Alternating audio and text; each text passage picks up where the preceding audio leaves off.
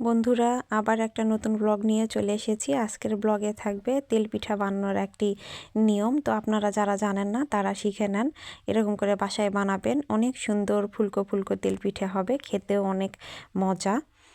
তো আমি এখানে একটা বাটিতে মেজারমেন্ট কাপ দিয়ে 2 কাপ চালের গুঁড়ি নিয়ে নিলাম, তারপরে 1 কাপ ময়দার আটা নিয়ে নিলাম।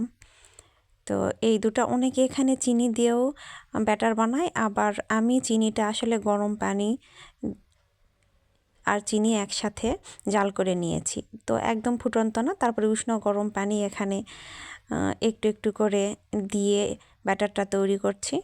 তো এই তো দেখতেই পাচ্ছেন, অনেক সুন্দর করে ব্যাটারটা তৈরি করতে হবে, না হলে পিঠাটা ফুলবে না, খেতেও ভালো লাগবে না, চিমড়ে চিমড়ে হয়ে যাবে। তো নরম ফুলকো ফুলকো তেল পিঠে খেতে অনেক মজা।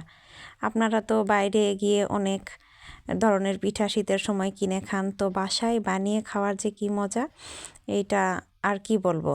আমিও তো বাইরে গিয়ে খাই, শুধু আপনাদের নাম কেন করছি, বাট বাসায় বানানো পিঠাটার একটু মজা বেশি, স্বাদটা সবসময় একটু বেশি হয়ে থাকে আর স্বাস্থ্যসম্মত হয়ে থাকে। তো আমার ব্যাটারটা তৈরি হয়ে গিয়েছে, কড়াই তেল গরম করে ফার্স্টটা দিয়ে দিয়েছি। তো এই তো দেখতেই পাচ্ছেন, মাশাল্লাহ ভালোই হয়েছে, ফুলকো ফুলকোই হয়েছে। আমি একটু ভয়ে ছিলাম যে হয় নাকি বা হবে না, এইরকম অনেক সময় হয় না, কিন্তু আমি যেভাবে ব্যাটারটা তৈরি করেছি ইনশাল্লাহ সুন্দর তেল পিঠে হয়েছে। তো একটা হয়ে গিয়েছে, আরেকটা দিয়ে দিলাম। এই তো সবগুলো নিয়ে ফুলকো ফুলকোই হচ্ছে, যে যেমনটা খেতে চান। কেউ একটু কড়া খায়, কেউ একটু নর্মালি পছন্দ করে, মানে সাদা সাদা খেতেই। তো বন্ধুরা, আমার এই রান্নার ভিডিওগুলো যদি আপনাদের ভালো লাগে অবশ্যই লাইক, কমেন্ট, শেয়ার এবং সাবস্ক্রাইব করবেন। তো রান্নাতে যদি উৎসাহ করেন, পরবর্তীতে ইনশাল্লাহ আরও ভালো ভালো রান্না আপনাদের কাছে উপহার দিব। তো এই তো দেখতে পাচ্ছেন, অনেক সুন্দর হয়েছে।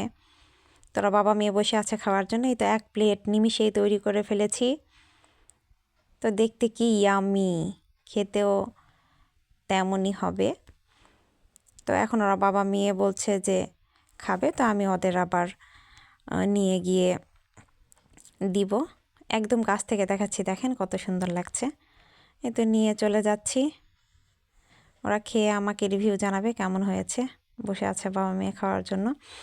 তো একটু হালকা গরম ছিল, আমার মেয়েকে ওর বাবা আবার ফাটিয়ে দিল, একটু ফু দিয়ে দিল। দেখেন কত সুন্দর হয়েছে, নরম হয়েছে। তো বন্ধুরা, ভালো থাকবেন, সুস্থ থাকবেন, আমাদের জন্য দোয়া করবেন। আল্লাহ হাফেজ।